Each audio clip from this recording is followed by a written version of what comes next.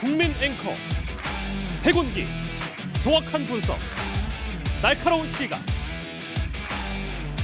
백운기가 하면 다르다.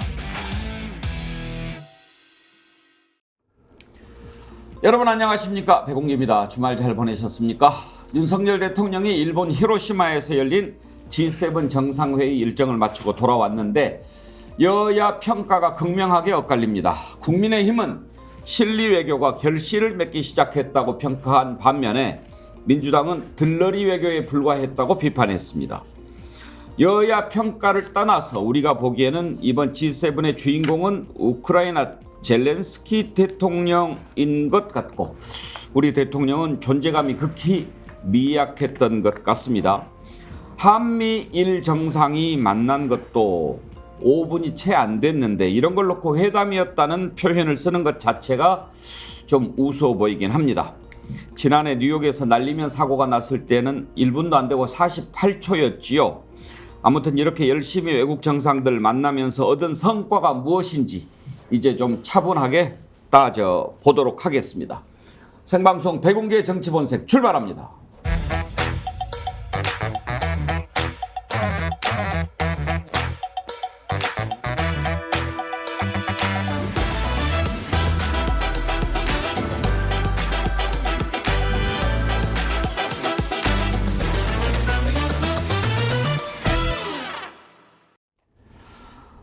월요일 아침 백운기의 정치본색 대한민국 최고 패널 4분 나오셨습니다. 정기남 조선대 개곤교수, 최수영 메시지 컨설턴트, 양문석 언론학 박사. 양문석 언론학 박사가 대한민국 최고 패널이라고 소개하라고 하셨죠? 김정욱 전 청와대 행정관 어서 오십시오. 네, 반갑습니다. 주말 잘 보내셨습니까? 예. 양 박사님 좋으시죠? 아, 정말 죄송합니다. 제가 댓글에 그 앵커의 강요에서 댓글 단다고 이야기를 했더니 바로 복수 들어옵니다. 예, 오고 가는 복수 속이 밝아오는 우리 사회 아주 좋습니다. 네. 양세용님, 정치 본색 없는 무료한 주말 보내고 다시 아침을 시작합니다. 아이고 감사합니다. 김정민님, 주말이 너무 길게 느껴집니다. 정치 본색을 보는 시간이 즐겁고 희망이 보입니다. 예, 여러분 주말에는 좀 다시 보기 이런 거 있지 않습니까? 그거 봐주시고요. 정어리 때 운동 저희가 펼치고 있는데요. 노할배님, 한 마리의 정어리가 운기를 춤추게 한다. 이런 거 주셨습니다. 운기. 예. 100만 정어리 때는 운기를 승천하게 한다. 이런 글도 주셨습니다. 주로 운기, 기운, 운기 조식을 해야죠. 노할배님 아이디 쓰시는 분 감사드립니다. 자연주의 화장품 글램모에서 드리는 선크림 아이크림 세트 보내드리도록 하겠습니다. 저희 스픽스 창에 이제 띄워드릴 테니까요. 이메일 주소 보내주시고요. 한 분 더 선물 드리도록 하겠습니다. 백장님인데요. 저는 요즘 정어리 때 몰러 다니느라 정신이 없습니다. 주말에 고교 개교 100주년 기념 행사가 있어서 고속버스를 임대해서 고향에 가는데 친구들한테 정치 본색에 가입을 해야 하는 이유를 설명한 후에 백운기 앵커 말씀대로 앞자리부터 휴대폰을 달라고 해서 22명을 한꺼번에 구독을 시켰습니다. 22명. 예. 백장님, 제가 선물 세트 22개 보내드려야 되는데 하나만 보내드리는 거 양해해 주시고요. 진심으로 감사드립니다. 아니 제가 집회에 나가면 예. 대부분 새날 잘 보고 있어요. 이제 이런 표현을 많이 쓰거든요. 새날. 예, 양 그런데 박사 하시는 거. 지난번부터 이제 이번 토요일에도 갔는데 스픽스 잘 보고 있어요. 정치 본색 잘 보고 있어요. 이렇게 인사하시는 분들이 꽤 늘었어요. 예. 그래서 이제 스픽스도 이 반열에 올랐고 정치 본색은 확실하게 이제 자리를 잡았구나. 이제 그런 생각을 했었습니다. 감사합니다. 저는 화장품 안 줘요. 이런 이야기 해주고. 사서 쓰세요. 사서 쓰면 참 좋아요. 제가 매일 쓰는데 참 좋고, 제가 지난주 그 전부터는 우리 스픽스 글래무어 화장품 세트 이렇게 좀 사달라고 그럴 때 약간 죄송한 마음으로 이야기를 했는데 지난주부터는 좀 당당하게 얘기합니다. 이제 지금 우리 구독자가 35만 4천 명인데요. 100만 구독자 만들면 우리가 제대로 한번 해보겠다. 그러면서 싸우려면 군자금이 필요합니다. 이 스픽스 글래모 화장품 세트 이런 거 여러분이 구입해 주시면 저희가 100만 구독자 만들어서 제대로 된 뉴스도 하고 또 국민들께 진실도 제대로 전하는 그런 언론사 만들 수 있습니다. 힘을 주십시오. 그래서 군자금도 필요합니다. 이렇게 얘기하니까 제가 좀 마음이 편해지더라고요. 좀 뻔뻔해졌네요. 네, 더 뻔뻔한 얘기를 한번 해보십시다. 히로시마에서 열린 G7 정상회의 끝나고 윤석열 대통령 돌아왔는데 정진환 교수 성과를 뭘로 꼽을 수 있겠습니까? 지금 별로 성과가 떠오르지가 않은 상황인데 어쨌든 뭐 굳이 성과를 보여 설명하라고 한다면 나름대로 한미일 정상회담, 한미 정상회담, 또 한일 정상회담, 한미일 정상회담, 숨가쁜 외교 행보 이런 것들을 윤석열 대통령이 보여주면서 뭔가 이 한반도를 주변으로 한 정상 외교 이런 쪽에서 굉장히 열심히 그 대통령이 움직이고 있다. 뭐 이런 정도의 안정감을 준 것 외에는 형식은 요란했지만 이번 그 히로시마 G7 정상회담 같은 경우는 형식은 요란했지만 내용 자체는 대단히 빈약한 그 외교 행보였다라고밖에 평가할 수 없을 것 같습니다. 특히 예. 한미일 정상이 단 2분 회담했습니다. 이번 회담을 통해서 한미일 정상회담을 통해서 결국 3국의 안보 협력은 강화됐지만 결국은 중국을 실종시키는 외교 전략 이게 더 뚜렷해지면서 한반도를 둘러싼 어떤 군사적 외교 안보 어떤 그 정세의 어떤 어두운 그림자가 또 더 씌워진 것은 아닌지라는 그런 우려를 낳게 하는 것 같습니다. 예. 저는 윤석열 정부의 가치 외교가 한마디로 한미일 몰빵 외교로 나타나면서 국민들의 불안감은 더 커지고 있다. 그 결정판이 이번 G7 한미일 정상회동이었다라고 이렇게 평가하고 싶습니다. 첫 질문을 잘못한 것 같습니다. 제가 보수 패널 나와 계신데 그래도 최수영 컨설턴트한테 성과를 물어볼 걸 정기남 교수한테 여쭤보니까 근데 글쎄요 뭐를 성과라고 할 수 있는지 궁금하긴 합니다. 민주당 논평을 잠깐 보면은요. 대통령실이 G7 정상회의 기간에 한일, 한미일 정상회담을 대대적으로 홍보했지만 뚜껑을 연 결과는 공허하다. 한미일 정상회담은 회담이라고 부를 수도 없다. 짧은 시간 다음을 기약하고 헤어졌을 뿐이다. 들러리 외교였다. 퍼주기 외교를 넘어 부끄러움은 국민의 몫이다. 민주당 강선우 대변인 논평인데요. 근데 방금 전에 정기남 교수가 2분 짧은 회담이라고 했는데 최수영 컨설턴트 세 사람 서서 사진 찍고 한 2분 한 것도 회담이라고 부를 수 있나요? 그러니까 뭐 사실 형식은 뭐 사실 티타임 형식이었어도 우리가 이제 정상들이 만났으니까 그래도 공적인 얘기가 오고 왔으면 우리가 이제 회담이라고 표현하는 게 이제 뭐 외교에서는 일상할 수 있는 일상적인 일이긴 합니다. 사실 예. 뭐 대통령실이 이걸 뭐 치적으로 홍보하기 위해서라기보다는 어쨌든 한미일 정상이 공식 석상에서 스탠딩이라도 이렇게 만났다는 자체로 의미를 부여할 수 있다 이렇게 보는 것 같은데 저는 어쨌든 한미일 정상이 이렇게 만나는 과정들이 자꾸 윤석열 정부 출범 1년 동안 이렇게 세 차례 반복되는 걸 보면서 또 바이든 대통령이 미국으로 초청하지 않았습니까? 결국은 뭐 외교가 레토릭인데 저는 그건 분명한 것 같아요. 물론 지금 말씀하신 것처럼 손에 잡히는 성과가 없었다. 이런 점들은 뭐 당장 우리가 꺼내놓을 수 있는 것들이 없었기 때문에 그런 비판은 당연하다고 생각되는데 저는 그동안에 우리가 소극적 균형자 외교론에서 우리가 좀 적극적 우리가 가치 외교론으로 우리가 이제 윤석열 대통령 1년의 외교가 전향을 했으니까 저는 그런 것들이 이제 하나하나 성과를 맺는 과정이다. 그러니까 저는 시작의 끝이라고 보기보다는 끝의 시작을 우리가 하고 있다. 이렇게 보면 될 것 같습니다. 그래서 너무 여기에서 손익계산서를 따지듯이 자, 얼마만큼 우리가 이게 부분을 가지고 왔고 손은 무엇이냐. 이렇게 지금 볼 건 아닌 것 같고요. 우리가 이제 G7에서 G8으로 갈 수도 있는 우리가 이번에 게스트로 갔지만 실제 우리가 G7 국가보다 우리가 실제로 교육 총량이라든가 이런 게 늘어나는 캐나다나 프랑스보다 우리가 많으니까 앞으로 갈 수 있는 그런 그 단초를 마련했다는 그렇게 좀 의미를 부여해도 괜찮겠다 저는 그런 생각이 듭니다. 예, 약식 회담. 양무석 박사께서도 2분간 한 것 회담이라고 부를 수 있다고 생각하십니까? 좀 우리가 상식선에서 예. 이분을 세 사람이 만나서 사진 한번 찍었는데 그걸 회담이라고 이야기하나요? 포토타임이라고 이야기하나요? 만나서 반갑습니다. 우리 다음에 또 한번 만납시다. 그러면 한 2분 되죠? 예, 그 이번 회담에 그 몇 가지 키워드가 있는데 한겨레 신문 아주 재밌게 그 예. 키워드를 뽑았는데 스치듯 이분 회담 그리고 대북 공조 중러 견제 눈 맞춤. 눈 맞춤.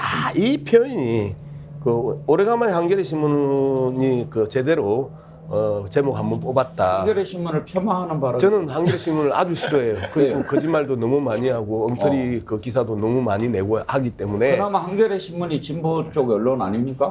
그나마 있던 한겨레 신문마저도 이제는 한겨레 신문의 색깔을 잃었다는 게 제 입장인데 잠깐만요. 어쨌든 아니 언론학 박사께서 예. 말씀하시니까 진짜 그렇게 생각하세요? 네, 저는 그렇게 생각합니다. 어떤 데서 그러면 그런 문제가 생겼다고 보십니까? 일단 이 법조 관련 그 보도부터 시작해서 최근에 이 윤석열 정부나 더불어민주당을 바라보는 시각 자체가 아주 왜곡되어 있다라고 저는 생각을 하기 때문에 한겨레 신문에 대한 기본적인 평가를 박하게 할 수밖에 없다. 그리고 한때 진보 진영의 대표 언론으로서의 역할들을 사실상 포기하고 있다라고 이제 평가를 합니다. 예. 그래서 제가 오래간만에 한겨레 신문이 제대로 제목 하나 뽑은 게 한미일 스치듯 2분 회담, 대북 공조 중러 견제 눈 맞추는데 2분 걸린 거예요. 포토타임 한 거예요. 예. 세상에 포토타임을 갖다가 번역을 해서 회담이라고 번역하는 작자들의 영어 실력을 우리는 상당히 깊게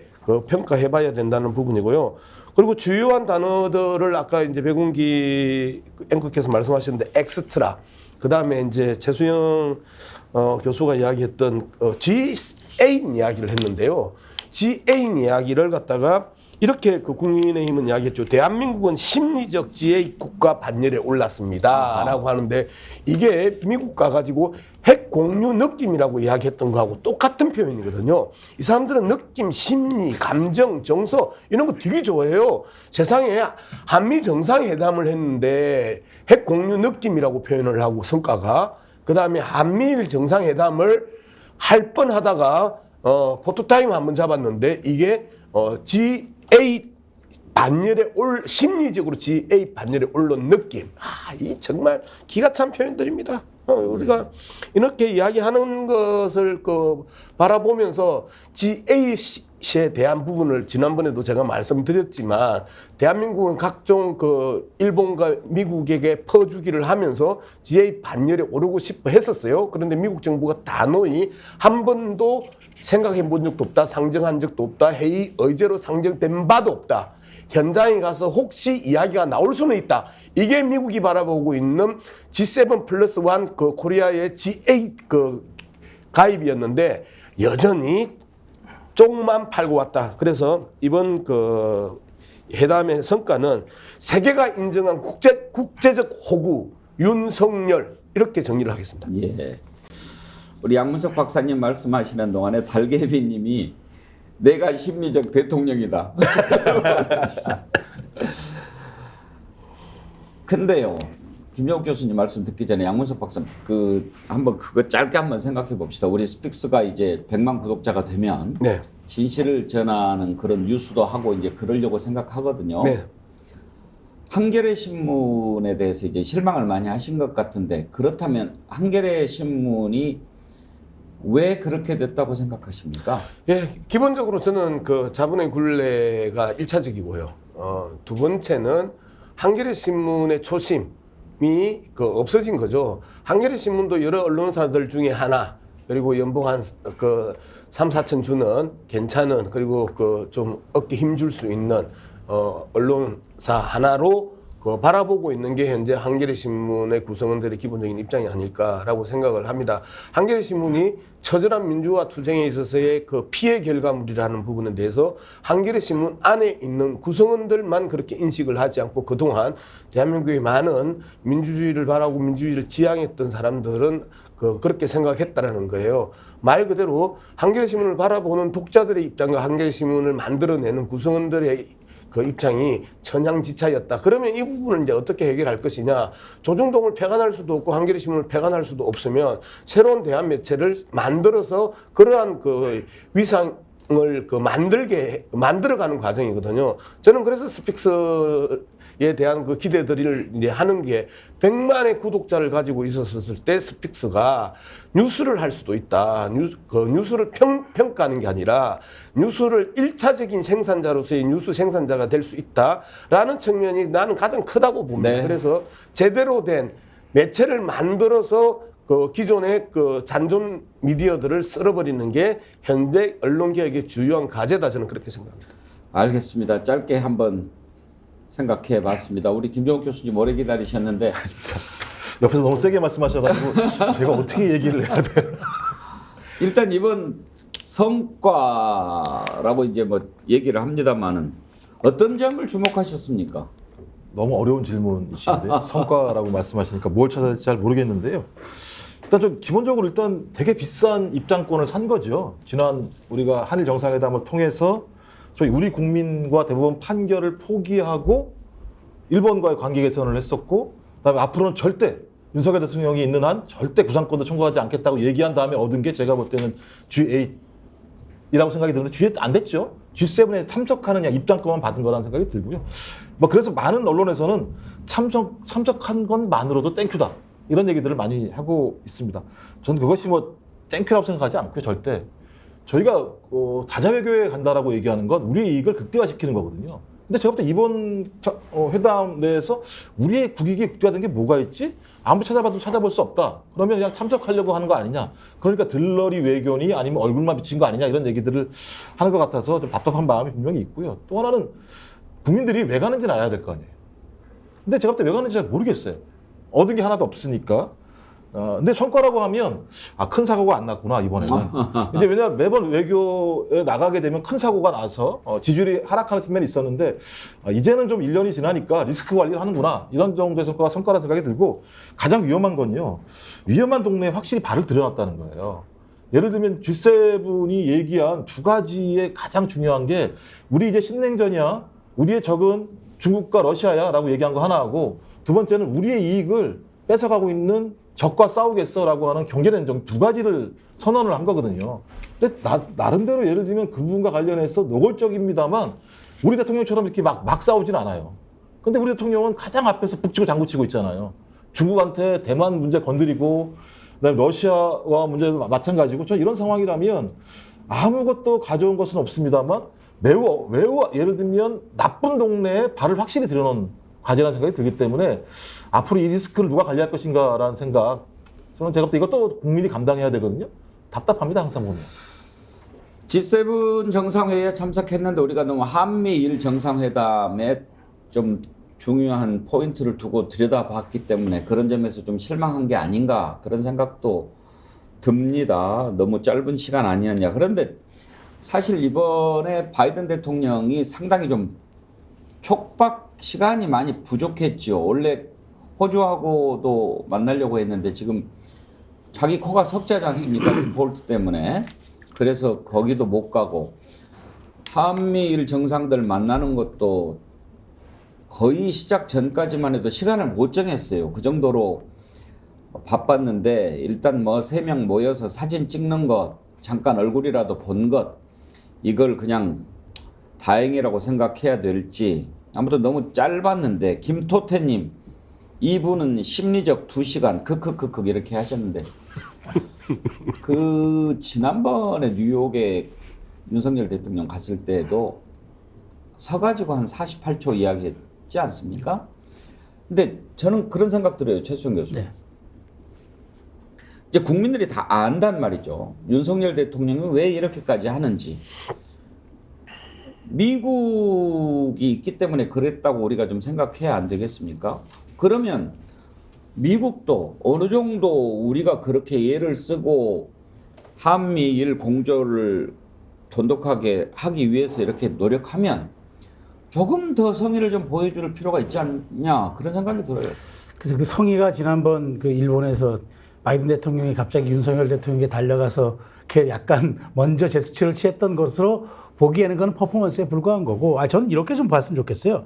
우리가 이제 지금 1950년대는 그야말로 냉전의 시대 아니었습니까? 근데 이제 1990년대부터는 탈냉전의 시대로 접어들었지 않습니까? 이제 러시아가 이제 페레스트로이카를 하면서 전 세계가 탈냉전의 시대로 접어들다가 다시 2010년대에 오면서 다시 신냉전의 시대로 접어들었습니다. 이제 그러다 보니까 이때부터는 이제 모호한 중립 외교라기보다는 전 윤석열 대통령이 뭔가 미국이라는 동맹의 가치, 글로벌 가치 외교라고 이제 레토릭은 했습니다만은 거기에 동맹의 가치 중심을 두고 동맹 외교로 해서 전환한다. 그러면 저는 당연히 미국도 여기에 대해서 우리가 그야말로 동북아 질서의 새로운 린치핀 한 축으로서 한국이 역할을 해야 된다고 생각한다. 그러면 거기에 상응한 좀 보답을 줘야 한다고 저도 생각을 합니다. 근데 다만 지난번 한미 정상회담에서도 바이든 대통령이 오히려 재선 캠페인 때문에 많이 얻은 것을 얻었지 우리가 별로 얻은 것은 없다는 그런 일부 비판이 있었던 것도 저도 알아요. 그래서 제가 조금 전에 말씀드린 것처럼 한미 그 외교라든가 한미일 3자 외교는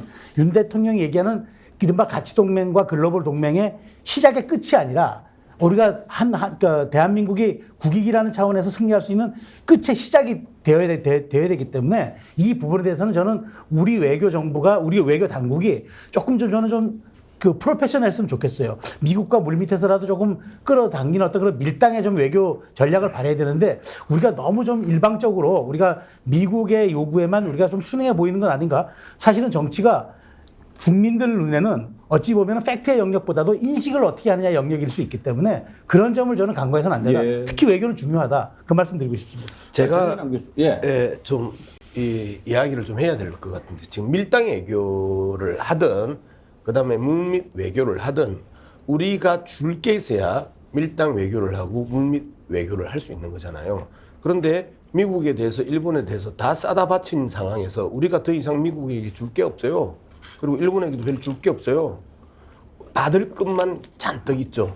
이런 상황에서 어떻게 밀당 외교가 되고 물밑 외교가 되겠습니까? 초반부터 발가벗고 다 싸다 바친 외교. 그렇기 때문에 끝의 시작이 아니고 이미 끝장난 그 외교다라는 게 지금 이제 제가 바라보는 그 관점이고요. 그렇기 때문에 외교관이 아무리 프로페셔널하게 활동한다 하더라도 이미 아마추어들이 다 틀어먹은 그 상황에서 더 이상 할 수 있는 게 거의 없다. 얼마만큼 이제 지키느냐의 싸움이지 받을 싸움이 아니다라는 부분을 좀 명확하게 하고 싶어요. 중요한 지적해 주셨는데 정인환 교수 표현도 그래요. 그러니까 새 정상이 모여서 사진 찍고 이런 거를 그쪽에서 회담이라고 얘기를 해도 우리가 뭐 그런 걸 회담이라고 하겠습니까? 그냥 이번에 워낙 바이든 대통령이 국내 문제도 있고 또 일정상 바빠서 잠깐 했는데 그걸 회담이라고 부르긴 좀 그렇고 지난번에 국빈 방문까지 했으니까 앞으로 이렇게 수시로 우리가 만날 겁니다. 이렇게 하면 얼마나 좋아요. 그런데 그쪽에서 그렇게 한 2분 내준 걸 가지고 우리가 굳이 막 회담이다 막 이렇게 하는 게 자체가 좀 군색하잖아요. 결국은 자신감의 문제고 우리만의 어떤 그 뭐 역량 이런 부분들이 좀 취약하기 때문에 생기는 저는 문제로 볼 수 있을 것 같습니다. 전 좀 전에 우리 최수영 교수도 얘기했습니다만 저는 신냉전 체제하에서의 어떤 안보, 공군망 재편 이런 속에서 미일과의 협력 강화 저는 불가피한 측면이 있다고 봅니다. 자, 그러나 이제 어젠가요? 오늘자 신문에 거론이 됐던데 역대 경제부총리 장관 등 약 31명이요. 쓴소리를 했어요. 윤석열 정부에 대해서. 뭐라고 했냐면 중국과 등지지 말라. 이런 쓴소리를 했단 말이에요. 그건 무슨 얘기냐면 이 뭔가 국익과 실리를 고려한 지금 어떤 우리 정부의 복합 외교. 뭔가 좀 미국 편향 경계를 강력하게 주문하고 있는 거란 말이에요. 그 사람들 대부분이 이명박 대통령, 박근혜 전 대통령 때 다 장관도 하고 경제부처 책임진 사람들이에요. 자, 이런 걸 본다면 지금 윤석열 정부가 좀 관심을 가지고 좀 집중해야 될 것은 미국의 배려 좋습니다만 저는 우리가 가진 게 없는데 미국의 배려가 어떤 배려가 있겠어요. 결국 지금 독일, 프랑스조차도 미국과의 어떤 그런 협력 체계 속에서 또 한편으로는 중국과의 관계 개선을 정말 노력하고 있지 않습니까? 일본도 앞에서는 한미이지만 뒤에서는 또 중국과 또 정상회담을 추진한다든지 하고는 노력을 하잖아요. 결국은 우리도 전체적인 세계적 흐름 속에서의 역할은 있겠지만 우리만의 실리와 국익을 추구하는 어떤 복합 외교, 이게 어느 한쪽에 몰빵하는 외교가 아니라 뭐 이런 쪽에서 국민 여론이 지금 움직이고 있는 걸 유심히 봐줘야지 한쪽으로만 몰아가다 보니까 국민 여론은 또 불안해지는 것이고. 저도 존경합니다. 저도 존중합니다. 그러니까 뭐냐면은 사실 저도 G7 국가들이 이제 이번에 두 가지를 얘기했잖아요. 러시아에 대한 규탄과 이제 중국에 대한 견제. 그래서 저는 두 가지 축으로 보는데 이렇게 공식적인 입장을 표명하면서도 뒤로는 다 중러와 대화하고 채널 열어놓고 그리고 회담 일정 다 잡더라고요. 그래서 놓고 보면은 결국 강대국이라는 것이 실질적으로 힘의 어떤 그 국력에 의해서만 되는 게 아니라 이런 어떤 세련된 외교 전략도 필요하다. 그러니까 당연히 지금 한미일 북중러 그런 대결 구도로 지금 전개되고 있는 건 분명한데 그럼에도 불구하고 우리가 뭔가 살기 위해서는 정말 이 엄혹한 이 구도 속에서 우리가 살아남기 위해서는 분명한 거는 우리도 앞문은 열어놓지만 절대 뒷문은 잠그지 말아야 한다. 예. 이런 생각을 가지고 외교는 임했으면 좋겠다. 그건 동의합니다. 사실 중국과 이렇게 척지는 것 진작에 우리가 걱정한 바가 있어요. 지금 이렇게 하고 있지만 어느 날 갑자기 미국이 중국하고 딱 가까워져 버리면 우리는 뭐가 되냐. 근데 벌써 지금 바이든 대통령이 이제 중국하고 사이좋게 지내려고 한다 이런 얘기를 하기 시작했잖아요. 그러면 이제 대한민국이 어떻게 됩니까? 그런 것들이 참 외교가 그래서 어려운 건데 우리가 여기 이제 토론 끝나고 2부 김종대의 레이더 시간에 또 G7이라든지 이런 외교 문제를 좀 더 깊이 다뤄볼 거니까요. 이 주제는 이 정도 하고 이번에 윤석열 대통령 일본에 갔을 때 기시다 총리와 원폭 희생자 위령비를 찾아가서 공동 참배했죠. 그리고 또 히로시마 원폭 피해 동포들과 간담회도 가졌는데 그 내용 한번 짚어보겠습니다. 윤석열 대통령이 간담회에서 했던 발언을 한번 들어보시죠. 동포 여러분, 저희 부부를 이렇게 따뜻하게 환영해 주셔서 먼저 감사드리겠습니다. 우리 동포들이 입은 이 원폭 피해는 자이든 타이든 식민지 시절에 타양살이를 하면서 입게 된 피해이기 때문에 그 슬픔과 고통이 더 극심할 것이라고 생각합니다.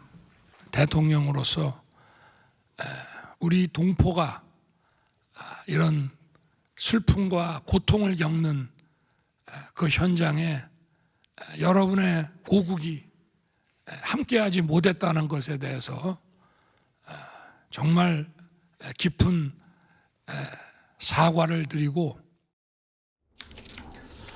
윤석열 대통령의 저 사과 표현에 대해서도 논란이 있는데 김종욱 교수께서는 어떻게 평가하십니까?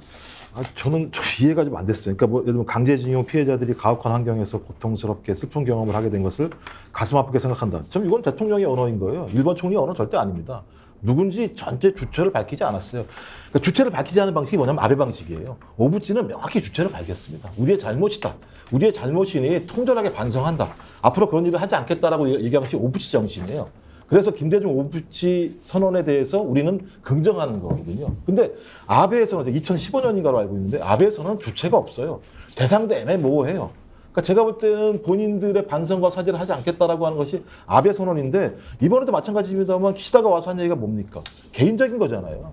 일본 정부를 대신해서 예를 들면 자기 과거사에 대한 반성을 한 것이 아니라 자기 개인적으로 예를 들면 자기 감정을 표현한 측면들이 있는 거잖아요. 근데 거기에 대해서 대통령이 일본 총리의 발언을 일본 정부의 입장에 서서 이렇게 해석을 하는 게 말이 되는가? 이런 생각이 드는 거예요. 그러니까 왜 계속 이렇게 매달릴 수밖에 없는 거지? 왜 계속 이렇게 한일 관계를 개선하려고 하는 거지? 그렇다면 저희가 절실하게 이렇게 하게 되면 얻어야 될 것이 있잖아요. 저는 근본적으로 뭘 얻어야 된다고 생각하지 않습니다. 왜냐하면 일본이 가장 잘못한 것은요, 국제법을 위반한 거예요. 그러니까 전쟁 범죄를 행한 거죠. 지금 G7이 모여서 러시아를 그렇게 비판하는 이유는 국제법을 위반했기 때문이에요. 침략 전쟁이기 때문이에요. 일본과 독일이 침략 전쟁을 벌였습니다. 국제법을 위반했기 때문에 국제사회가 규제하는 거예요. 거기다 뭐까지 했습니까? 집단 살해까지 했어요. 독일은 뭐 대놓고 했습니다만 일본도 상상 외의 집단 살해를 했습니다. 이 두 가지 범죄 행위에 대해서 어떤 형태로든지 한일 관계의 미래를 위해서 덮고 가자는 말에 저는 동의할 수가 없어요. 그건 제가 볼 때는 국제법 누가 만들었습니까? 주로 미국을 중심으로 G7이 만든 법이에요. 이 법에 대해서 사과와 반성도 하는 것을 인정을 뭐 예를 들면 하고 가자 이런 식의 말은 저는 동의할 수 없지만 그렇다고 하더라도 윤석열 대통령의 캐릭터상 왜 이러는가? 그럼 우리가 얻어야 될 게 있어야 될 거 아닙니까? 우리가 뭘 얻는 거지? 그러니까 적어도 오부치 정도의 사과와 반성을 하려나? 일본 정부가? 안 하고 있잖아요. 저는 앞으로도 안 할 거라고 보고요. 그럼 우리 국익에 뭐가 경제적으로 도움이 되나? 반도체 문제 보면은요, 제가 볼 때 우리 반도체 다 뺏기고 있어요. 일본으로 뺏기고 있거든요. 그러면 정치적으로도 우리한테 혜택이 없어요. 또 중국과 척지게 됨으로써 저희 반도체 문제는 더 많이 하락할 수밖에 없다는 측면이 분명히 있어요. 그러면 마지막 계속 윤석열 대통령이 얘기하는 북한으로부터의 위협을 막을 수 있는 확고한 보장책. 저는 얻은 게 아무것도 없다고 봐요. 왜? 핵 공유 아니라고 미국이 얘기했으니까 G7이 얘기한 내용의 핵심은 대만, 남동 중국해 이 문제입니다. 이 문제와 관련해서 만약에 전 세계가 냉전이 들어가게 되면요, 맨날 우리 서해와 동해에서요 매번 전쟁 훈련할 겁니다. 영토 분쟁할 겁니다. 거기에 가장 중심에 한반도가 있습니다. 제가 볼 때 얻을 게 아무것도 없어요. 근데 그냥 거기 가서 이렇게 해주는 거예요. 거기다가 이 문제는 대부분 판결 다 난 문제잖아요. 위안부 문제부터 시작해서 소위 이 피폭을 당하신 분들 문제부터 시작해서 우리 대법원에서 배상과 보상을 받아야 될 분들임에도 불구하고 여기에 대해서 조치는 아무것도 취하지 않으면서 예를 들면 가서 그냥 고개 숙이면서 일본 총리의 행위를 무조건 예를 들면 다 이해해주는 방식이기 때문에 저는 지금도 미스테리예요. 뭘 얻으려고 하는 거지? 저는 조금만 덧붙이고 잠깐만요. 싶은데. 제가 이제 김정욱 교수님께서는 지금 일본의 사죄나 반성이 없는 상황에서 윤석열 대통령이 같이 찾아가서 이렇게 하는 것 이게 온당하냐 이런 부분에 초점을 맞춰서 말씀하셨는데 제가 아까 드린 질문의 초점은 그거보다는 이제 원폭 피해자 우리 교민들을 만나가지고 이제 그 자리에 국가가 없었던 것에 대해서 사과를 한다고 이렇게 얘기를 했지 않습니까? 그 부분에 대한 이제 그 소감을 여쭤봤던 건데 저는 그걸 들으면서 누가 과연 피해자인가 가해자인가 이런 생각을 하게 된 겁니다. 물론 그 자리에 전쟁을 일으킨 국가에 살고 있었던 것 때문에 원폭 피해를 당했고 또 우리나라 사람으로서 거기 가서 있던 교민이기 때문에 피해를 당한 거는 맞지만 지금까지 과연 윤석열 대통령이나 또 보수 정부가 5.18이라든지 4.3이라든지 이렇게 국가 권력이 개입해서 피해를 준 사례에 대해서 우리 국가가 그 자리에 없었다. 그걸 사과를 드린다. 국가를 대표해서. 이런 정도 표현이 얼마나 있었는가 생각해 봤을 때 가해자인가 피해자인가 그런 부분에 대한 개념을 먼저 정확하게 하지 않고 그냥 그 자리에서 원폭 피해자들한테 그 자리에 우리가 없었다. 국가가 없었다. 대신해서 사과한다. 라고 하는 것에 대해서 어떻게 생각하시는지 그게 좀 궁금했어요. 그러니까 저는 항상 이게 예를 들면 진심인가의 문제인 거잖아요. 제가 어떤 퍼포먼스라고 보는 거예요. 그러니까 한일 관계를 개선하는 과정에서 우리 국민뿐만 아니라 일본도 마찬가지입니다만 이 문제와 관련해서 상당히 안 좋은 반응이 나오는 상황에서 저는 그런 반응들을 최소화시키기 위한 하나의 상징적인 퍼포먼스로서 여기를 선택한 문제가 분명히 있는 건데요. 저는 말씀하신 것처럼 그렇죠. 예를 들면 히로시마의 원자탄이 투하가 된 배경은 뭐냐? 일본이 하와이를 침공을 했었고 그 침공으로 저희 미국과 일본 간의 전쟁이 발생했었고 그 전쟁을 막기 위해서 일본이 터트린 이런 문제로 발생한 문제라고 얘기하면 저는 그 문제와 관련해서 거기에 대한 책임은 미국과 일본에게 있는 거죠. 누가 뭐라고 얘기하더라도. 그렇다면 대통령이라고 얘기하면 우리 국민을 대신해서 저희 미국과 일본의 과거의 잘못된 역사에 대해서 정확하게 반성, 사과를 요구하고 난 다음에 그 이후에 예를 들면 이런 발언을 하는 건 동의합니다만 그런 것이 아니라 그런 것이 전제 없이 얘기했을 때는 본인이 얘기하는 미래의 무엇인가를 위해서 전 뭔지 모르겠습니다만 그걸 위해서 하나의 퍼포먼스로 이걸 집어넣었다는 생각이 들기 때문에 전 위영비에 있었던 그 영혼들이 이 어떤 반성과 여기에 대해서 기뻐하실까? 그렇지 않을 거라 생각이 듭니다. 저는 우리 김종욱 교수가 얘기했던 것처럼 뭐 그런 일본의 의도 또 그다음에 대통령의 어떤 의도 이런 것들도 중요합니다만 저는 표현 자체가 거슬려요. 저는 가장 눈에 확 들어왔던 게 타양살이가 뭡니까?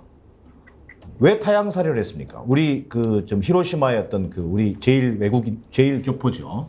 왜 그 타양살이를 가고 싶어서 했습니까? 우리가 일반적으로 타양살이라고 하는 건요. 살고 있다가 어떤 특별한 처지가 생겨서 시골에서 뭐 서울로 이사를 한다든지 이런 걸 의미하는 거잖아. 이건 본질을 외면하고 있다. 우리나라 대통령이. 이건 일본에 의한 강제 동원의 결과예요. 그다음에 두 번째, 본질을 외면하고 있을 뿐만 아니라 당당하지도 못하다. 왜? 강제 동원이라는 단어가 들어가면 일본을 고려하지 않을 수 없는 그런 대통령의 처지. 이걸 저는 보이면서 당당하지 못한 대통령의 모습을 보는 것 같아서 대단히 안타깝고 아쉽다. 자, 대통령이 저는 히로시마 원폭 희생자 위령제 참석 우리나라 대통령 처음 참석한 겁니다. 의미 있죠. 두 번째, 기시다 총리 양국 정상의 동반 참배 나름대로 평가하고 싶습니다. 자, 그럼에도 불구하고 뭐 짧게 뭐 헌화도 하고 뭐 묵념됐습니다만 그걸 평가하고 싶은데 그래도 잊어서는 안 되는 것이 있다는 거죠. 무슨 얘기냐? 일본의 식민지 지배에 대한 공식 사과도 없고 또 강제 동원에 대한 어떤 표현도 대충 얼버무리는 방식으로는 우리가 이걸 사과로 받아들일 수 없다. 이 현실은 분명히 직시하고 가자. 왜? 아니 아무리 그 히로시마 원폭 피해자라고 하지만 그 당시에 히로시마 그 나가사키의 뭐랄까 그 피폭자 한 7만 명 된다는 거 아닙니까? 그 중에 절반가량이 다 우리 제일 한국인이었단 말이에요. 예. 그 사람들은 대부분 또 강제 동원된 사람이 대부분이란 말이에요. 이런 역사적 현실을 덮어버리려고 하는 대통령의 모습을 보면서 본질을 외면하고 있을 뿐만 아니라 정말 당당하지 못한 대통령 모습 같아서 좋은 일 해놓고도 욕먹는 거다. 자, 5.18 기념식 대통령이 2번 연속 참석한 거 좋습니다. 그러나 그 내용은 뭡니까? 진정성이 전혀 담겨있지 않았기 때문에 오히려 두들겨 맞는 거란 말이에요. 그런 부분에서 대통령의 저 모습을 보면 대단히 실망스럽다는 느낌입니다. 저는 이 점에서 하나 말씀드리는 대통령께서 이제 일본에서 간담회를 할 때 이런 말을 씁니다. 속인주의라는 우리 정말 그 고등학교 때 배웠던 용어를 씁니다. 뭐 속인주의, 속지주의 우리는 이제 형법상 이제 법률을 적용할 때 이제 자국의 원칙을 이야기하는 건데 저는 이 속인주의라는 말을 대통령께서 사실 형법을 연구한 이제 검사 출신이니까 뭐 쓸 수는 있었으나 저는 여기에 좀 약간 의도가 담겨 있었다고 봐요. 뭐냐면 과거에는 우리가 국력약해서 지키지 못했지만 나는 지금 현재의 대통령이고 우리 미래는 어떻게든 우리 국민들은 해외에 있든 어디 있든 우리가 보호할 것이라는 그런 의도를 이제 드러낸 거고 실제로 6월 15일 날 우리나라 이제 재외동포 청이 출범합니다. 국가기관으로. 그런 점에서 이제 놓고 보면은 대통령은 어떻게든 미래를 얘기하고 싶어 하는 것 같아요. 그런데 중요한 거는 우리가 반성하는 건 아니라 반성의 주체는 일본이지 않습니까? 그래서 저는 어쨌든 기시다가 지금 얘기를 하고 있지만 개인의 자격으로는 얘기해서 안 됩니다. 아까 오부치 선언 얘기 나왔는데 어떻게든 진일보에서 총리의 자격으로 사과의 말들이 어떤 형태도 나와줘야 윤석열 대통령이 이렇게 미래를 향해서 가려고 정말 이렇게 혼신의 노력을 다하고 있는 이것 또한 반컵에 물을 채우듯이 조금 더 진일보할 수 있다. 이 점은 정말 저도 이건 뭐 간과할 수 없는 사실이라고 생각합니다. 저도 뭐 여기 한 말씀 보태면 뭐 속인주의니 속지주의니 뭐 그 하나만한 이야기 당연히 그 어디에 살든 대한민국의 국민이고 대한민국의 교표면 대한민국이 지켜야 되는 부분이 맞죠. 근데 문제는 여기서 사과가 터지면서 제가 저 이야기를 갖다가 이태원 참사 때 이야기를 했어야 되는 부분인데라는 생각을 가장 먼저 떠올렸었어요. 이태원 참사 때 국가가 없었다, 정부가 없었다, 경찰 행정이 없었다라고 이야기를 하면서 아무도 책임지지 않는 이태원 참사에 대한 아무도 사과하지 않는 이태원 참사에 대한 대통령의 입장이 나왔어야 되는 게 저런 식으로 나왔어야 되는 거거든요. 그 부분에 대해서 일절 생략되고 그리고 계속해서 기시다와 일본 국민들이 그 환호할 만한 이야기를 합니다. 책임을 묻지 않고 내 탓이오, 내 탓이오, 내 탓이오.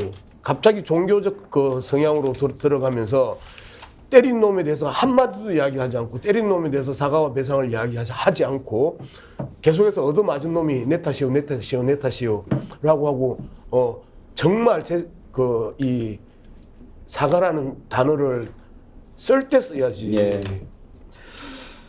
간담회에서 또 이런 장면들이 얘기가 되고 있는데 OKK님이 그걸 글을 올려주셨어요. 일어날지 앉을지도 혼자 결정 못하더만. 혹시 그 영상 보셨나요? 그 양문석 박사 보셨나요? 있나 하는 거요? 예, 그러니까 윤석열 대통령이 이제 그 간담회에서 발언을 해야 되는데 옆에는 이제 김건희 여사가 앉아 있고, 근데 이렇게 쳐다보면서 그런 표정이에요. 이거 일어나야 돼, 앉아야 돼, 뭐 이런 것 같은데, 그러니까 옆에서 김건희 여사가 뭐 일어나라고 하고, 뭐 또 이번에는 앉으라고 이렇게 하는 모습이 다 이렇게 화면에 잡혔는데, 아니 최종科대표 청와대에 계셨으니까. 네. 대통령한테 그 의전이라는 사람이 옆에서 뭐 하는 거예요? 이때는 앉아서 하시고 이때는 일어서서 하시고 어떻게 움직이시고 이런 거 다 미리 얘기해 주는 거 아니에요? 그걸 지금 저 김건희 여사가 하고 있는 거예요? 그러니까 의전의 세계에 이런 불문율이 있습니다. 모시는 사람 있지 않습니까? 어떤 형태는 VIP잖아요. 뭐 대기업 총수일 수도 있고 뭐 어디 장관일 수도 있고 대통령일 수도 있는데 의전의 대상이 갑자기 행동에 대해서 어떤 지침을 받으려고 두리번거리는 순간 그 의전은 실패한 것이다라는 그렇죠. 불문율이 있습니다. 네. 그래서 거기 더 한 발 나아가서 누구를 찾는다. 그건 실패한 의전입니다. 그래서 이제 우리가 항상 의전에서는 정말 털끝 하나의 실수. 왜냐하면 이 의전이라는 게 말 그대로 뭐 그분이 편하게 하고 하는 그런 문제가 아니라 격식과 그다음에 거기에 대한 품격을 보여주는 상징이거든요. 그렇기 때문에 우리가 의전을 중요시하게 여기는 건데 어떻게 해야 할지 모른다고 이렇게 약간 좀 그 당황하거나 이런 건 의전의 실패고 분명한 그거는 징후고 사인인데 제가 얼마 전에 이제 그 대통령 의전비서관실이 교체되면서 이제 대통령직 그 대통령 취임 준비위원회에 있던 이제 선임행 장관이 이제 아마 그 지금 의전비서관 된 걸로 저도 알고 있습니다. 그래서 사실은 저는 그래서 이제 그 늘 좀 말씀드린 게 역대 정부에서 놓고 보면은 문재인 정부 때는 탁현민 의전비서관을 제외하고는 대부분 그 공적인 외교의 의전장들이 의전비서관을 하는 경우들이 많았습니다. 그래서 국장급 의전제 비서관들이 했는데 저는 그래서 이제 말하자면은 이런 부분들, 그러니까 외교에서는 이제 그래서 외교에 중요한 게 국내 의전과 해외 의전이 조금 다른 측면들이 있어서 이런 점들이 혹시나 지금 또 한번 그 말하자면은 우리가 흔히 얘기하는 구멍으로서 혹은 우리가 좀 약간 얘기하는 어떤 허점으로서 드러난 것은 아닌지 한번 좀 살펴봐야 되는데 저도 그런 점들은 조금 의아하다는 생각이 듭니다. 아니 김병욱 교수 지난번에 또 그런 장면도 한번 또 얘기가 됐잖아요. 뭐 국회에서 격려하는 옆에서 김건희 여사가 내려 뭐 이래가지고 손 내리고 이제는 뭐 1년 지났으니까 좀 그런 모습 그만 좀 보여야 되지 않습니까? 그러니까 제가 볼 때 이제 성역이 있는 거예요. 그러니까 의전과 관련해서 손댈 수 없는 성역이 있다. 그러니까 다 아시겠습니다. 외교부에서의 프로토콜이라는 건 다 정해져 있어요. 그리고 이미 쫙 짜여져 있습니다. 그건 국격을 보여주는 거기 때문에 그게 안 짜고 가게 되면 다 욕도 먹어요. 상식적으로. 근데 그게 계속 꼬이잖아요. 예를 들면 김건희 여사가 중앙으로 오려고 하고 근데 서로 간에 합의한 다 자리가 있단 말이에요. 그러니까 외국에서는 일로 가세요라고 얘기하는 정도의 모션을 다 보여주잖아요. 그러니까 예를 들면 지금 저는 대통령실 내부에서 건들 수 없는 성역이 분명히 만들어졌다. 거기 제가 볼 때 완고하게 만들어져 있다. 그래서 이 부분 관련해서는 제안은 할지언정 예를 들면 하면 되고 하면 안 되는 부분에 대해서 가르마를 타지 못하고 있는 측면들이 분명히 있는 것 같아요. 그러니까 한 번 정도 실수는 저희 이해할 수 있어요. 대통령 말대로 내가 처음 대통령 해봤으니까 한 번은 이해할 수 있습니다만 반복적으로 벌어진다라고 얘기하는 건 통제되지 않거나 예를 들면 서로 어떤 내용에 대해서 합의가 안 되는 영역이 분명히 있다. 그러면 저는 제가 볼 때는 김건희 여사로 통칭되는 그쪽의 의전 라인이겠죠. 그런데 이 문제는 앞으로도 계속 반복적으로 나올 수밖에 없다는 생각이 들어요. 왜냐하면 모든 행위 자체가 뭐냐면 그러니까 프로토콜에 따른 것이 아니라 김건희 여사 개인적인 판단에 따라서 아주 그 순간순간 벌어지는 일들이기 때문에 그걸 누가 통제할 수 있겠습니까? 방법은 하나입니다. 같이 안 나가면 돼요. 대통령만 나가면 돼요. 그 정도의 일이 많이 발생하게 되면 중대한 것이 아니면 같이 안 나가도 되는데 또 계속 나가죠? 전 이것도 통제 안 되는 건가? 전 그렇다면 매우 사적인 영역이 대통령실에 아주 강고하게 자리 잡고 있다. 이런 측면이 분명히 있는 거죠.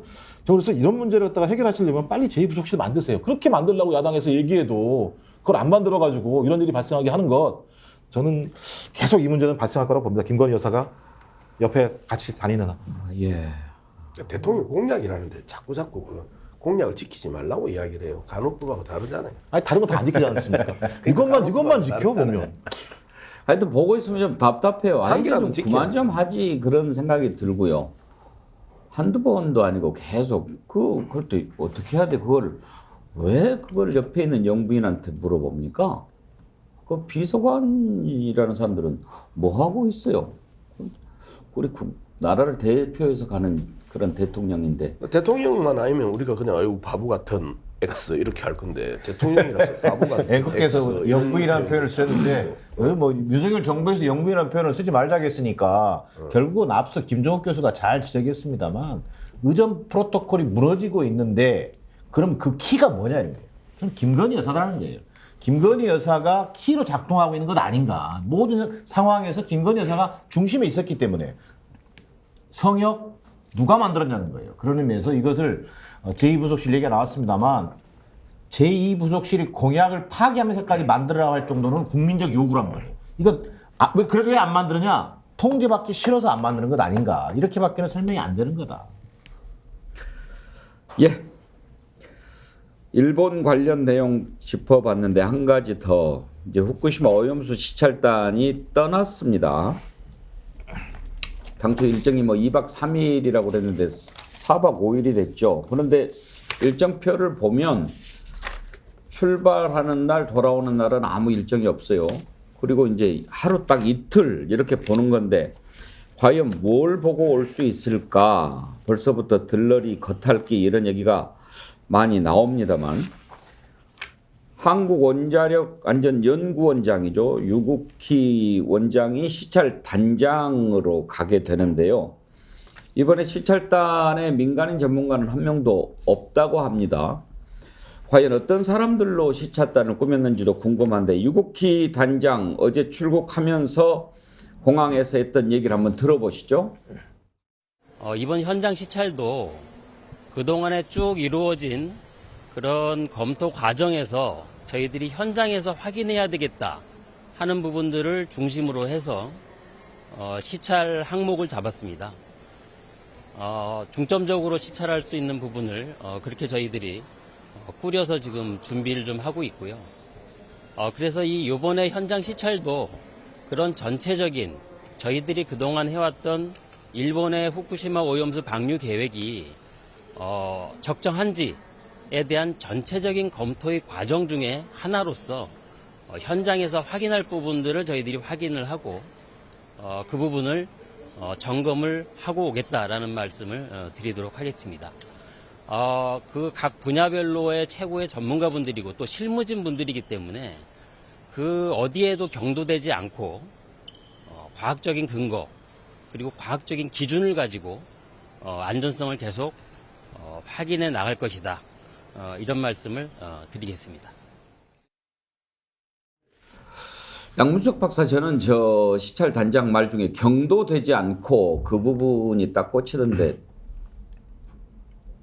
경도 안 될까요? 비슷하게 꽂히는 부분이에요.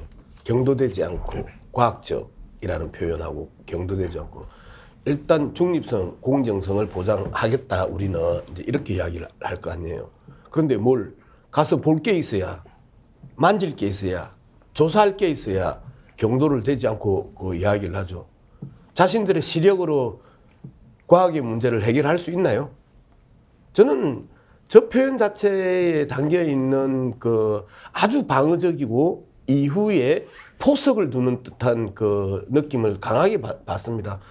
끊임없이 실무진의 명단도 밝히지 않고 전문가 어떤 부분에 뭐를 전공하면서 어떤 일을 하고 있는지에 대한 명단을 밝히지 않으면서 경도되지 않고라고 이야기하는 것 자체는 이미 경도된 상황에서 들어갔는데 끝까지 돌아와서 저 부분에 대해서 인정함으로써 경도되지 않고 객관적이고 과학적으로 문제를 봤다라고 이야기하려고 하는 포석을 두고 간다라는 그 생각을 할 수밖에 없습니다. 눈으로 보면 과학적으로 검증이 되나?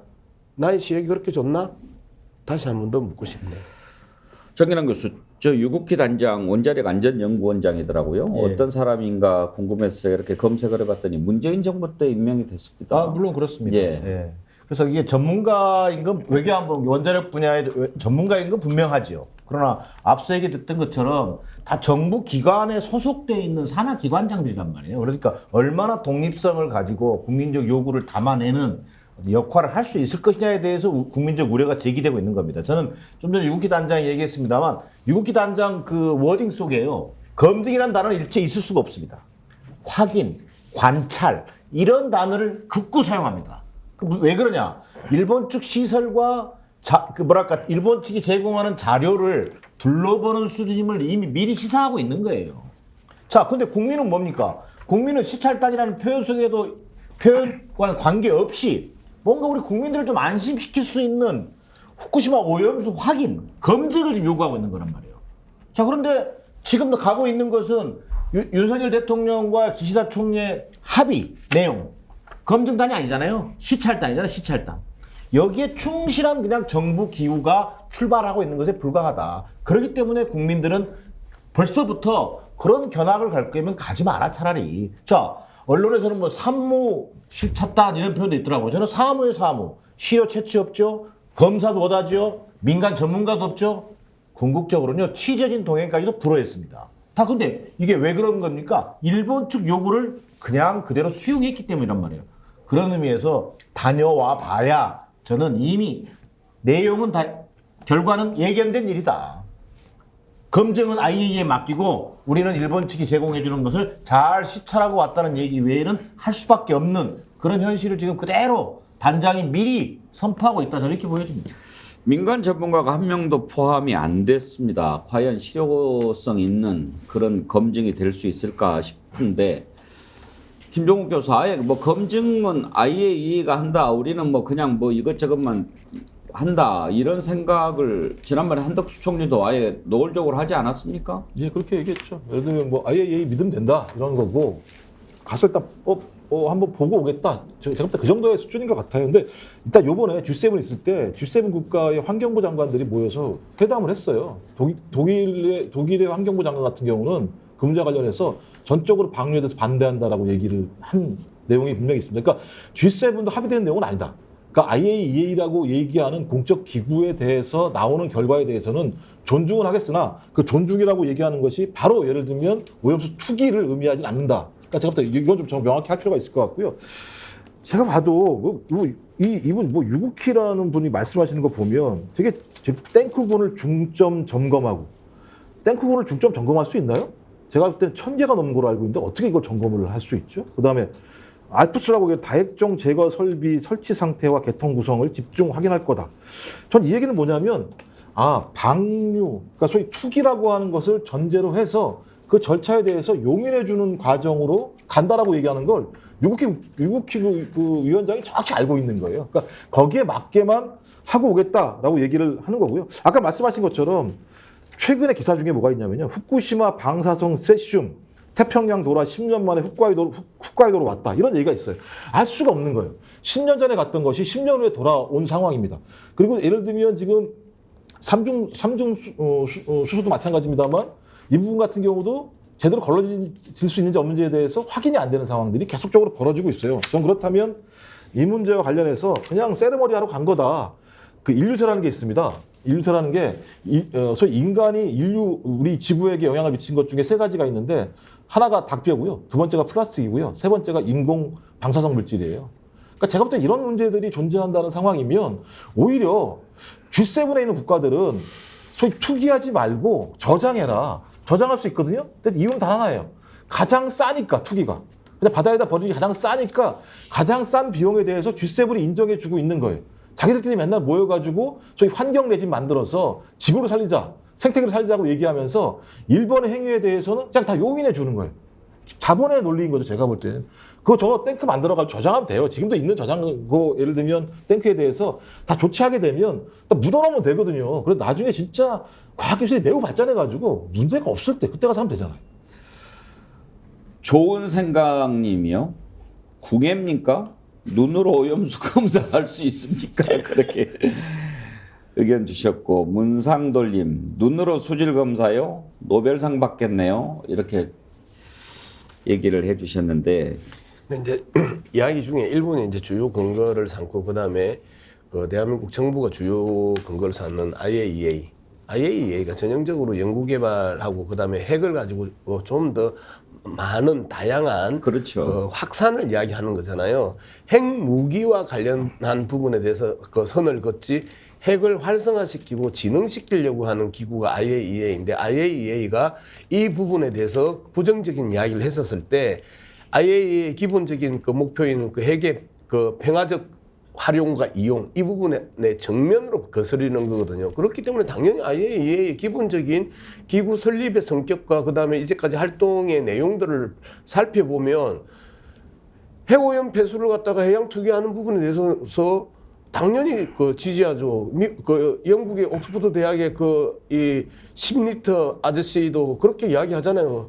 그 사람 그쪽 핵 쪽 전문가잖아요. 그러니까 핵 활성화를 위해서 자기 10리터 마시겠다는 거 아니에요. 아예 평생 그걸 가지고 국 끓여 먹고 밥 끓여 먹고 식수로 쓰지 왜 그런 사람들이 계속해서 지금 앞장서서 그 핵파리를 하고 있는 거고 일본 파리를 하고 있는 거예요. 오염수 시찰단 일본 가는 것에 대해서 아주 부정적인 시각이 많이 있는데 박현철님은 마시는 게 최고의 검증입니다. 이런 이야기도 주셨고. 근데 이제 최수영 교수들도 저는 일련의 과정들 속에서 과연 공정하게 또 객관적으로 검증할 만한 마음가짐이 돼 있느냐 이걸 생각을 합니다. 그러니까 이번에 간 시찰단장이 원자력 안전위원장이더라고요. 네. 근데 이제 지난번에 그 앤더슨인가요? 그 앨리슨. 앨리슨, 웨이드 앨리슨, 네. 옥스퍼드대. 이 사람 초청해가지고 이야기 들었던 데는 원자력 연구원인가 돼요. 네. 그러니까 좀 다른 기관인데 다른 기관이죠. 가기 전부터 뭐하러 쓸데없이 이런 사람 불러가지고 뭐 마셔도 안전합니다. 나는 10리터 마실 수 있습니다. 이따위 얘기를 하고 그렇게 하면서 가냐 이거예요. 그러면 국민들이 봤을 때 의도가 이것은 가서 뭐 갔다 와서 보니까 뭐 큰 문제 없겠습니다. 이렇게 하려고 가는 거다라는 생각을 하게 만들잖아요. 그러니까 이게 이제 지금 많은 국민들이 우려하는 게 통과 의례라고 생각을 하는 거죠. 이게 이 과정 자체가 어느 하나의 허들이 아니라, 그러니까 분명히 이 선을 어떻게 넘느냐의 허들로 보는 게 아니라 이 과정만 넘어가면은 통과 의례가 돼서 그냥 일본이 이걸 여기다 명분 얻는다 이런 우려가 있는 건 또 저도 잘 압니다. 그래서 저는 이번에 이제 사실 우리가 가긴 가는데 작년에 대만 이런 나라들에서 시찰단 파견했었어요. 했는데 큰 유의미한 성과는 없었다 하는 게 중론이라고 그러더라고요. 그래서 저는 지금 뭐 21명 가는데 통역관을 4명을 붙였다고 그럽니다. 예. 그러니까 실시간으로 모든 거를 일본 얘기하게 뭐 요구하고 듣겠다 이런 얘기인데 진짜 그러려면은 일본 측이 요구하는 일본 측이 제시하는 대로 따라주면 안 된다고 봅니다. 그러니까 얼만큼 오염수 관련 자료를 정밀하게 요구하고 또 그다음에 얼만큼 일본이 제공할 수 있도록 압박을 가하느냐 그리고 우리가 단순히 유람단으로 온 게 아니고 통과 의뢰 차원에서 우리가 온 게 아니라는 것을 유국희 위원장을 비롯한 정말 21명의 사람들이 일사불란하게 해줘야 하고요. 갔다 왔는데 예견대로 글쎄 보니까 큰 문제 없습니다. 라고 얘기하는 순간 저는 엄청난 후폭풍에 직면할 거라고 봐요. 그러니까 데이터 정말 그러니까 이게 미신의 영역이 아니라 과학의 영역이라고 얘기한다면 시찰단이 갔다 와서 보여주는 데이터가 국민을 설득을 해야 합니다. 그러지 않으면 저는 큰 의미가 없다고 보고요. 그래서 지난해 대만들 이런 일부 태평양 국가들도 갔다 와서 우리가 그 사실 자체를 모르잖아요. 그만큼 이제 그렇게 시찰단들이 가가지고 집요하게 요구하고 집요하게 얻어내는 부분들이 있고 그것을 설득해내는 과정이 저는 추후에 뒷받침되지 않는 한 일본이 방류에 대한 조급성과 한국이 여기에 대해서 말하자면 이용당했다 이런 측면에서 놓고 보면 상당한 후폭풍이 있을 수밖에 없기 때문에 그런 점 유의될 것 같아요. 네, 여기서 좀 우리가 지켜봐야 되는 부분들이 거의 모든 자료들은 다 공개되어 있어요. 다 공개되어 있는데 얼마만큼 비공개 자료를 많이 이제 받느냐를 가지고 자랑을 해야 될 거예요. 설득을 하려고 그러면. 일본에 있어서 그 자료가 얼마만큼 많이 공개되어 있는 부분에 대해서는 균질화 문제, 즉 드럼통마다 핵 방사성의 그 오염 정도가 다 다르다. 이걸 갖다가 가장 먼저 지적한 게 요미우리예요. 요미우리가 지적하니까 알프스의 이 성능의 문제가 아니고 이미 시료를 넣을 때 어떤 시료를 넣느냐에 따라서 이미 핵 오염에 대한 이 농도는 달라지고 기준치의 수치는 달라진다라는 거 아니에요. 그러면 말 그대로 지적받을 때마다 고쳐왔던 게 일본의 이 오염수 처리 과정이었었단 말이에요. 그러면 마무리를 할게요.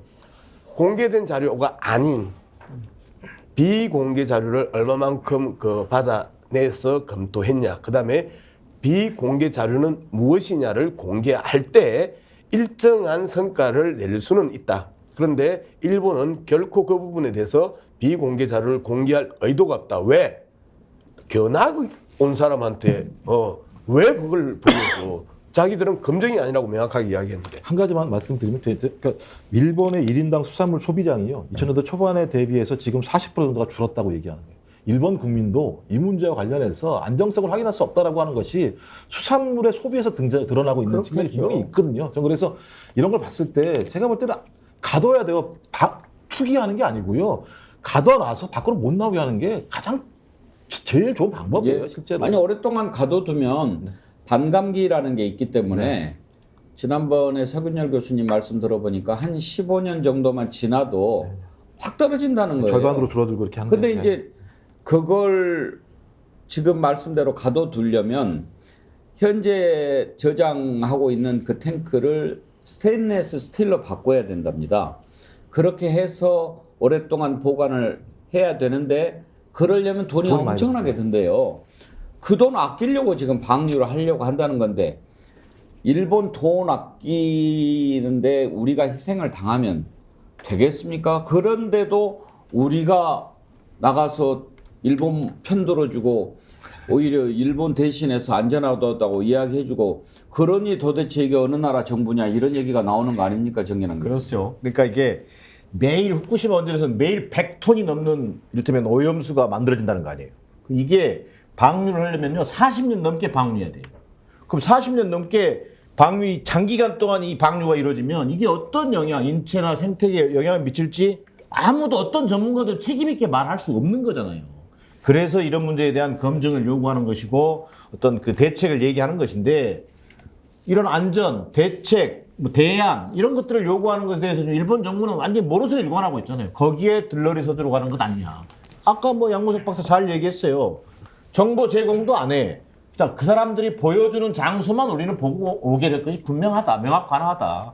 그러면 갔다 와서 할 수 있는 얘기는 없다. 일본은 뭐 이렇다라고 하는 얘기밖에 할 수 없게 될 것이다. 검증은 아예 얘기할 것이다. 이런 시찰을 뭐하러 합니까? 표현이 이제 그 관전 포인트인데요. 문제 없다더라로 쓸 건지, 문제 없더라라고 쓸 건지 이 표현도 하나의 관전 포인트가 될 거라고 봅니다. 근데 이제 이런 걸 가지고도 지금 국민의힘에서는 가짜 뉴스로 이렇게 이제 자꾸 그 가지고 가려고 합니다.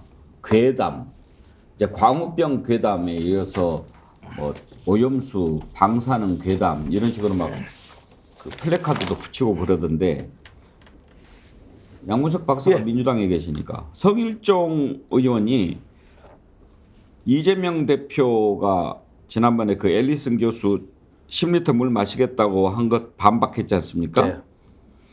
그러니까 간담회를 보시고도 내용을 제대로 이해를 못하신 것 같아서 제가 부연 설명을 좀 드리겠다. 이재명 대표께서는 집에서 물을 마시고 싶으면 화장실 물을 떠서 드십니까? 방사능 괴담으로 수산물 소비가 위축될 경우 민주당이 책임지기 바랍니다. 이렇게 글을 올렸어요. 네, 그 이야기의 원조가 있잖아요. 통영시장 천연기. 자꾸 소문 내고 많이 알려지면 통영수산물 매출액 떨어진다. 조용히 해라. 이 이야기하고 똑같은 이야기예요. 제가 그 얘기할 때 우리 양문석 박사가 계셨으면 상당히 시끄러웠을 거라고 얘기했어요. 그래서 그 똑같은 이야기인데요. 성일종이 처음에 그 지금 핵오염 폐수를 갖다가 핵오염 처리수라고 지금 이야기하자고 이야기를 했단 말이에요. 그러면서 계속해서 또 국힘당 일부에 서서 그 강우병 괴담이라고 또 이야기를 한단 말이에요. 자, 강우병 문제 명확하게 따져봐야 됩니다. 그 정도 싸우고 나서 한국은 미국하고 재협상했습니다. 그리고 강우병과 그 상관없는 그 어린 18개월 이하의 그 소를 갖다가 수입하게 됩니다. 이러한 부분에 있어서 강우병을 그 당시에 많은 시민들이 막아냈다고 저는 생각을 하고 있고요. 지금 핵오염 폐수 문제를 해양 투기한다라는 부분에 대해서 계속해서 성일종이 그 총대 메고 지금 성일종 의원이라고 해주십시오. 그 예. 사람 같아야 저는 호칭합니다. 그래서 좋아요. 그 성일종 이현 성일종이 국회의원 성일종이 계속해서 저런 식으로 이야기를 하고 있는 것들을 보면서 아니 그러면 본인이 가가지고 드셔. 그리고 밥에 먹어. 국 끓여 먹어. 왜 그런 짓을 스스로 안 움직여? 꼴대 안에서 택도 아닌 소리를 하고 있어. 국민들 열받게. 한두 번도 아니고. 지난주죠. 지금 국민의힘 이게 우리 바다 지키기 검증 태스크포스더라고요.